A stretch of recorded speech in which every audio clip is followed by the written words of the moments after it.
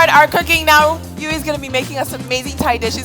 And today, I think I'm going to be helping you out a little bit, right? Yeah, of course, please do. All right, so let's get started. Okay. So I'm going to make an authentic Thai green curry.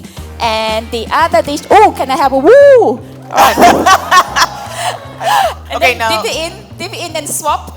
Yeah, dip it in and swap. Basically, you just use the rice and pan fry on the dry pan without oil. Add that in. In Thai, we call khao kua, mean toasted rice. Food is all about, family, and that's more like a life cycle.